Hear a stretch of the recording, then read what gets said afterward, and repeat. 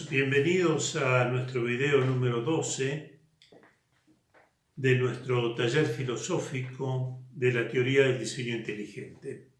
Este video va a estar dedicado a responder algunas preguntas que me han llegado al mail, a la dirección de mail que hemos puesto en pantalla varias veces.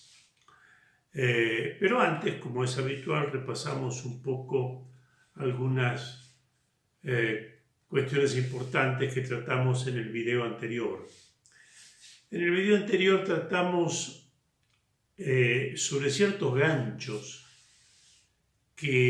con el que se pesca a gente incauta o de escasa preparación académica en los temas que tratamos, para que espontáneamente o intuitivamente o rápidamente adhieran a la idea evolucionista. Entre estos ganchos tratamos la cuestión de micro y macroevolución. Es cierto que en el mundo de las especies, dentro de una especie hay poblaciones, y dentro de las poblaciones, de los miembros de las poblaciones, los miembros de las especies difieren, como es el caso típico que vemos, por ejemplo, con los perros o con los humanos. Pero el asunto es que esas diferencias existen y llevan a diversos tipos de tipo o de espécimen, como lo vemos en el caso de los humanos, en el caso de los perros, etc. Pero esas pequeñas diferencias que van expandiéndose y contrayéndose en el tiempo en relación al número de individuos que tienen tal o cual característica, no cambian la especie. No es que los monos son muy diferentes, los chimpancés entre sí, algunos bajos, otros altos, algunos robustos, pero con el tiempo van a quizá llegar a ser hombres o a ser otra especie. No, las variaciones dentro de una especie existen, las variaciones dan lugar a un nuevo tipo de individuo dentro de una especie, pero no van a otra forma. La macroevolución sería el estudio de aquellos procesos que dan lugar de una forma de vida a otra forma de vida. Y tales procesos no existen, sino son fantasías del evolucionismo. Además, también dijimos, y esto lo vamos a usar después, que una cosa que mostramos en el video anterior es que no todo lo que hace a un organismo está codificado en el ADN. La célula juega un papel preponderante no en codificar, sino en confeccionar la información que ella misma necesita al unir los exones de acuerdo a sus propias necesidades, dejando de lado los intrones que trae el mensajero.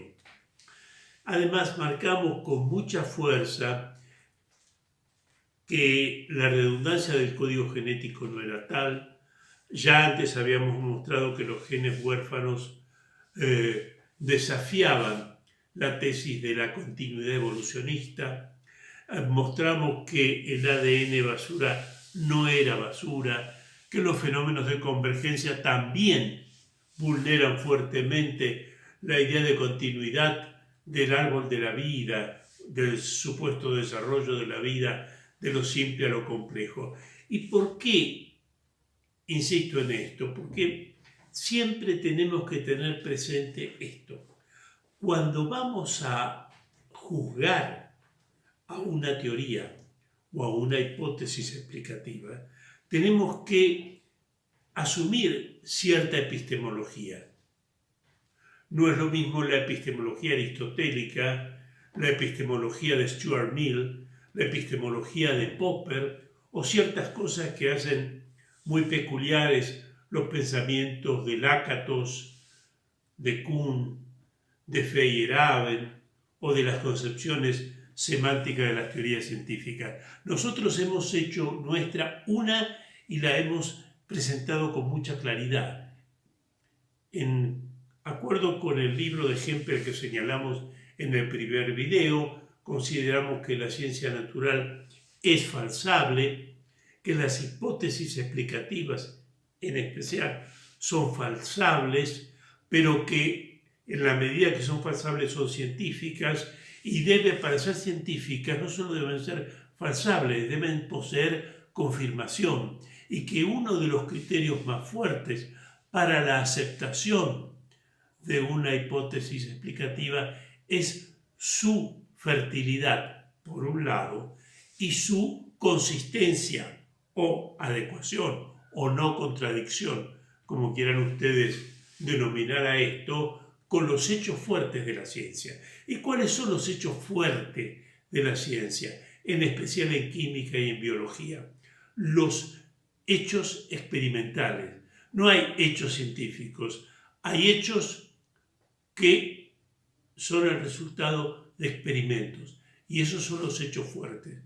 Y una hipótesis confirmada, entre otras cosas, debe ser consistente con el resultado de los experimentos, y naturalmente la TDI lo es.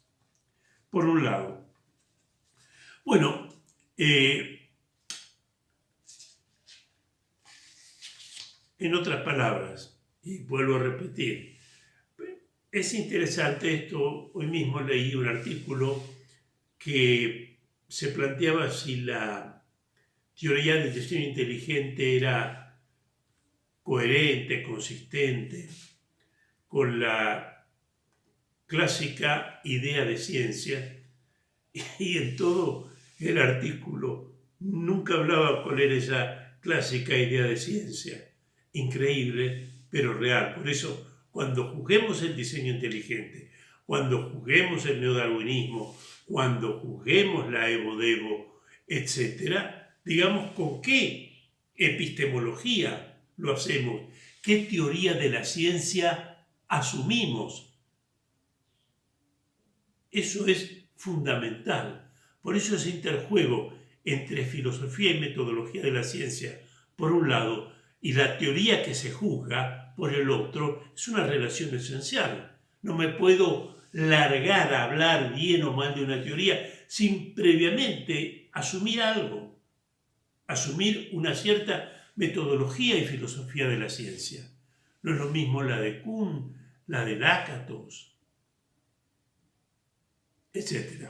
Bien, vamos entonces a algunas preguntas que me han hecho llegar quienes atienden a estos videos, y también algunas que han surgido de charlas que he tenido con colegas de la universidad.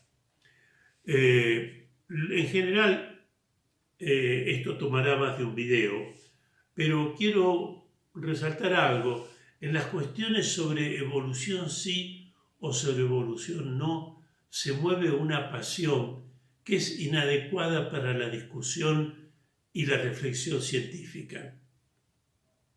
Uno puede preguntarse con Einstein, que dijo Dios no juega a los dados, si se pueden aceptar ciertas consecuencias de la mecánica cuántica. Pero no nos vamos a apasionar ni nos vamos a pelear con nadie por eso. Sin embargo, en el campo de la evolución sí y evolución no, se mueve con mucha pasión. Y esa pasión distorsiona las discusiones y lleva a cometer falencias. Falencias quiere decir engaños que se hacen al argumentar. Bien, vamos a la primera pregunta. Yo esta pregunta la he reformulado para darle claridad y brevedad, obviamente. ¿Cómo se podría o se debería estudiar la TDI? Bueno, además de estudiar epistemología, especialmente yo recomiendo ese libro de Hempel, que tiene muchos ejemplos, Filosofía de la Ciencia Natural. Lo mejor es tomar en mi concepto el libro de Stephen Meyer, Darwin's Doubt, la duda de Darwin, que no está traducido al español. ¿Pero por qué? Porque es del año 2014 y ahí van a encontrar ustedes retratadas las contribuciones de William Dembski, de Michael Behe, de Douglas Axe, de Angager y de otros que han colaborado con sus trabajos y sus experimentos en la edificación de la teoría del diseño inteligente. Entonces, ese es el mejor libro porque siendo ya del año 14, capta todo lo que se ha hecho a partir del año 97 o 96, que es cuando aparece el primer libro importante, que es La caja negra de Darwin, de Michael Behe. Segunda pregunta, y que me ha sido hecha varias veces. ¿Quién diseñó al diseñador? Parece muy ocurrente, pero no lo es, porque este tipo de preguntas iterativas son muy comunes. Esta pregunta no tiene respuesta, porque lo primero que habría que probar es que toda entidad diseñada tiene un diseñador. Evidentemente la vida sí lo tiene porque la vida es contingente, no solo porque no atiende a las regularidades científicas, sino porque podría no haber existido. No tiene en sí misma el carácter de existencia. Entonces, no podría contestar a eso. Tendríamos que suponer que todo diseñador está diseñado y eso no lo podemos probar o mostrar que es correcto a priori. Otra pregunta también recurrente. ¿Para qué nos ha creado esa inteligencia creadora y trascendente? Noten lo siguiente, así como nosotros usando la psicología corriente mostramos que es un rasgo propio de la inteligencia ser creativa y la creatividad queda muchas veces plasmada y por lo tanto queda plasmada la obra de una inteligencia. Podemos ir de una obra a la inteligencia que la ha creado cuando la obra muestra signos clarísimos de un diseño inteligente. Bueno, del mismo modo que la psicología nos dice que es propio de la inteligencia crear, también nos dice que es imposible saber las intenciones de una inteligencia. Mostremos esto en nuestras relaciones personales. Podemos tener creencia fundada en cuál es el propósito de lo que hacen otras inteligencias que nos son muy cercanas, pero nunca con certeza absoluta no podemos entrar a una inteligencia y ver su propósito. Así que esa pregunta, ¿para qué nos han creado?, no tiene respuesta, pero eso no significa que no hayamos sido creados y diseñados. Cuarta pregunta, y esto es fundamental por la cantidad de errores que veo, tanto en los que atacan al diseño inteligente como en aquellos que quieren defenderlo, pero lo hacen mal. ¿Cuál es la diferencia entre la teoría del diseño inteligente y el creacionismo clásico? ¿Por qué? Porque muchos que lo atacan dicen, bueno, el diseño inteligente no es otra cosa que el viejo creacionismo cristiano de los medievales, con algunas diferencias terminológicas propias de época. Y también muchos de los que lo defienden dicen, bueno, es la puesta en escena de los pensamientos de la filosofía cristiana, árabe y judía de la Edad Media, que había un Dios todopoderoso que creó el mundo. Pero hay una diferencia, y si se ignora esa diferencia, no se entiende el diseño inteligente. ¿Cuál es? Fíjense que Tomás de Aquino, por hablar de un medieval importante, Newton, por hablar de un moderno importante, ambos coincidían en que había regularidades en el universo. Por ejemplo, en el caso de Tomás de Aquino, en su Quinta Vía, aunque él no cita el fenómeno, remite a otros libros que sí hablan del fenómeno, remite a la regularidad de las estaciones, al movimiento de los cielos. Y entonces supone que esas regularidades, ¿qué significan? Que hay leyes, que hay regulaciones. Y si hay leyes o regulaciones, ¿qué hay? Un legislador. Newton hace exactamente lo mismo, pero en vez de pensar en términos finalistas propios de los escolásticos, pensaba en términos de leyes mecánicas. En la óptica y en las Principia de filosofía natural, varias veces Newton dice, bueno, en el mundo hay fenómenos que se repiten, regularidades. Esas regularidades implican leyes, en su caso son las 3 leyes de la mecánica y la ley universal de la gravitación. Y si hay leyes, hay un legislador, y ese legislador es Dios. Pero noten ustedes lo siguiente, fue Kant, el gran Kant, Emmanuel Kant, el gran filósofo, que le dio un golpe muy fuerte a este modo de razonar. Porque este modo de razonar se olvida de una cosa, que a lo mejor se podría argumentar, y es lo que dice Kant. Kant lo dice a modo de una posibilidad, que la regularidad que observamos en el mundo físico es la que brota de la naturaleza misma de la materia. O sea, la necesidad del mundo físico no brota de las leyes, y las leyes implican un legislador. No, la necesidad del mundo físico brota de la propia naturaleza de la materia. Eso lo dice Kant, muy importante, en su famoso libro Historia General de la Naturaleza y Teoría del Cielo. Pero a diferencia de este pensamiento moderno de Newton y otros, o de Tomás de Aquino y otros, que viene de los estoicos, el característico de la TDI es que no nos habla de la necesidad que imponen las leyes de la naturaleza, por hablar así, o de la necesidad que hay en la naturaleza. Digo esto porque las leyes existen en quien las enuncia. Por eso a veces nos damos cuenta que una ley era falsa. No podría ser falsa si las leyes fueran reales. No. Las regularidades del mundo físico son la base de la necesidad que hay en el mundo físico. Y ahí se basa Newton, y ahí se basa Tomás, y ahí se basaron los estoicos. Pero la TDI no acude a la necesidad que hay en el mundo físico, sino justamente a lo contrario, a la contingencia que hay en el mundo y que está paradigmáticamente representada por los vivientes. Los vivientes son entidades contingentes.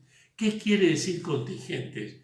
No solo quiere decir que existen, pero podrían no haber existido, sino que tienen determinada estructura. Pero esa estructura no es necesaria.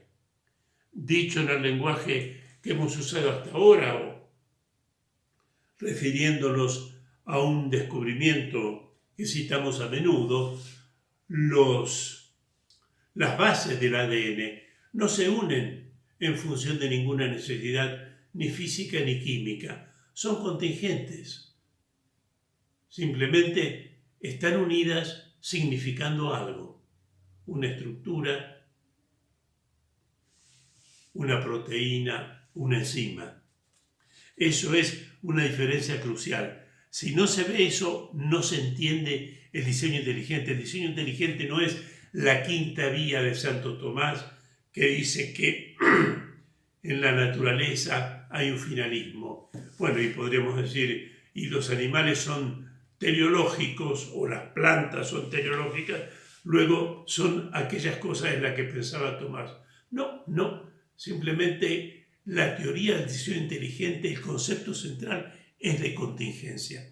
Y la contingencia solo tiene 2 fuentes, el azar o la inteligencia. Ahora, podría ser el azar, y eso autoriza a que se introduzca en el estudio del mundo de la vida una rama de la matemática que se llama teoría de la probabilidad, que es lo que hizo Dembski, y mostró que la información genética es de una complejidad tal que no podría haber sido alcanzada naturalmente, con los recursos probabilísticos disponibles en el universo desde su creación. Otra pregunta. ¿Cuál es la relación de la TDI con las religiones cristianas? Bueno, la TDI no tiene una relación directa con las religiones cristianas o con la religión judía o con la religión que propagó Mahoma. No, la TDI simplemente dice el mundo de la vida remite a una inteligencia que lo ha diseñado y creado. Esa inteligencia es Dios. Ahí ya la TDI se calla, como lo hemos visto en citas de Douglas Axe o en citas de Michael Behe, y después podría agregar una muy interesante de William Dembski.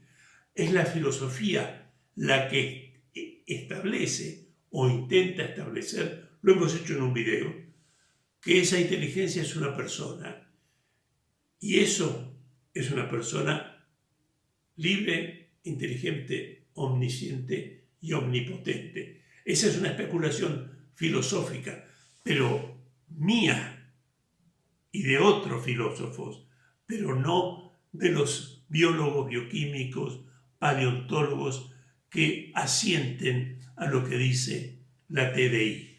Ahora, la existencia de un ser así no es la existencia del Dios bíblico. El Dios bíblico da mandamientos morales de acuerdo con los cuales hay que comportarse. Ha marcado que hay un destino más allá de la muerte para los hombres. El teísmo no dice eso, pero es muy común, aún entre los filósofos actuales, confundir teísmo con religión. Y ese es un error fatal en la historia de la cultura y desde el punto de vista conceptual. Descartes era ateísta, Leibniz era ateísta, Kant, aunque se apoyaba en argumentos venidos de la razón práctica, que más de que argumentos era postular la existencia de un superior en función de la existencia de la conciencia moral y la libertad. Pero ninguno de ellos decía, bueno, es el Dios de la Biblia, los mandamientos son correctos, tales cosas son correctas y tales otras son moralmente incorrectas. Esas son confusiones pero muy comunes. Otra pregunta, que me han hecho es la relación de la TDI con el argumento Kalam y el principio antrópico, que son dos argumentos que intentan probar la existencia de una inteligencia superior. La respuesta es taxativa, no tiene nada que ver. La TDI no se funda en el principio del universo físico, lo cual es lo que intenta hacer el argumento Kalam, y tampoco se basa en la existencia de un conjunto de características variables que justo se adecuan a lo que en el mundo, características físicas y cosmológicas que se ajustan justo a lo que hace posible la vida. Son dos argumentos distintos. La TDI se basa en la complejidad específica de la información y de los vivientes. Y cuidado, con argumentos positivos como hemos visto al comienzo de este video, no se basa en el fracaso de las 7 u 8 teorías evolucionistas, porque siempre un evolucionista inteligente dirá, ok, todavía no descubrimos el mecanismo apropiado para explicar el mecanismo de la evolución, pero eso no quiere decir que no lo vamos a descubrir. Por eso yo insisto en la cuestión epistemológica. ¿Está confirmada? Sí, porque explica lo que quiere explicar. ¿Tiene fertilidad? Sí, explica esto, que los otros lo ven como anomalías o no lo pueden explicar. En fin, para terminar con este video, me comprometo, porque existe una pregunta al respecto, a mostrar la fortaleza de mi afirmación del video anterior, que la teoría de la selección natural, que era el punto central del darwinismo y del neodarwinismo, se conserva pero solo en el lenguaje. Es como la palabra democracia, la palabra o la expresión selección natural. Todos la usan, incluso en el caso de la democracia, los que no son democráticos. Bueno, muchas gracias y nos vemos en el video número 13.